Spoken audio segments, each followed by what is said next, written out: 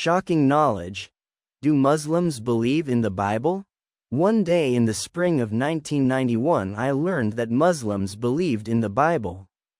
I was shocked. How was that possible? But that wasn't all. They believed in Jesus as a true messenger from God, prophet of God, miraculous birth without human intervention, he was the Christ, or Messiah as foretold in the Bible, he is with God now, and most importantly, he will return in the last days to lead the believers against the Antichrist. After winning souls for the Lord through Jesus, day after day, it would be a great feat for me to take one of these Muslims and convert him to Christianity. Cup of tea. Discussion of beliefs. I asked him if he liked tea and he said yes. So we went to a small store in the mall to sit and talk about my favorite subject, beliefs. As we sat in that little cafe for hours talking, I did most of the talking. I came to know that he was very pleasant, quiet, and even a little shy. He listened attentively to every word I had to say and didn't interrupt once.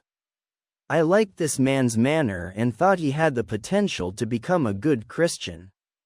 Little did I know the course of events that were about to unfold in front of my eyes.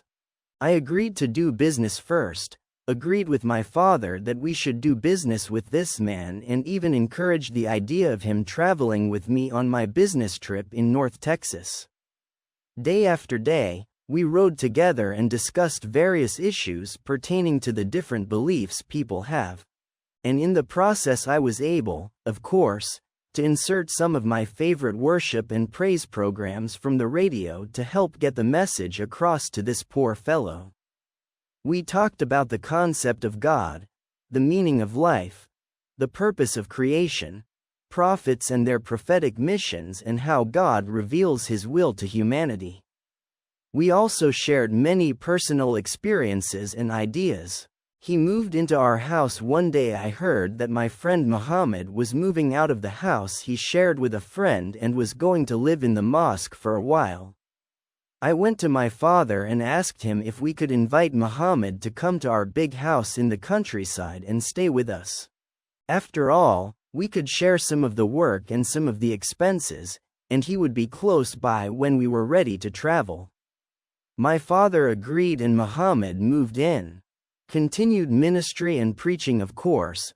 I kept finding time to visit my preacher and evangelist friends in the state of Texas.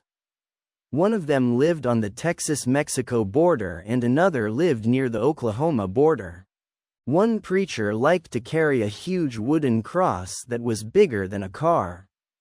He carried it on his shoulders, dragging the base on the ground, and drove down the road pulling these two beams in the shape of a cross. People would stop their cars, come up to him and ask what was going on, and he would give them pamphlets and booklets about Christianity. Preacher has a heart attack. One day my friend with the cross had a heart attack and had to go to the Veterans Hospital, where he stayed for a long time. I used to visit him in hospital several times a week and took Muhammad with me in the hope that we could share on the subject of beliefs and religions.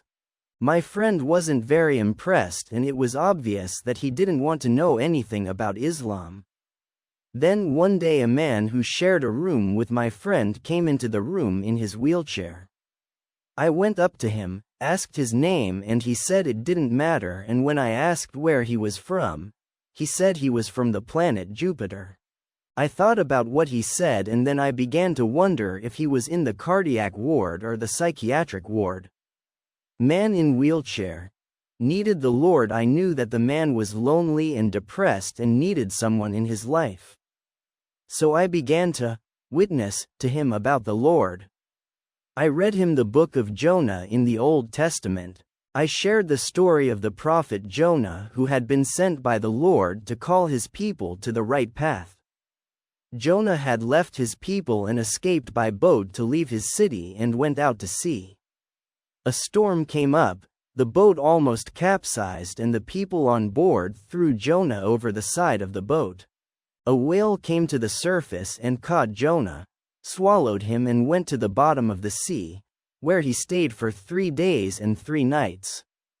Because of his mercy, God caused the whale to rise to the surface and spit Jonah out so that he could return safely to his city in Nineveh. And the idea was that we can't run away from our problems because we always know what we've done. What's more, God always knows what we've done. Catholic priest. After sharing this story with the man in the wheelchair, he apologized to me. He said he was sorry for his rude behavior and that he had been going through some really serious problems recently. He said he wanted to confess something to me. I said that I wasn't a Catholic priest and didn't deal with confessions. He replied that he knew that. In fact, he said, I am a Catholic priest. I was shocked. I was trying to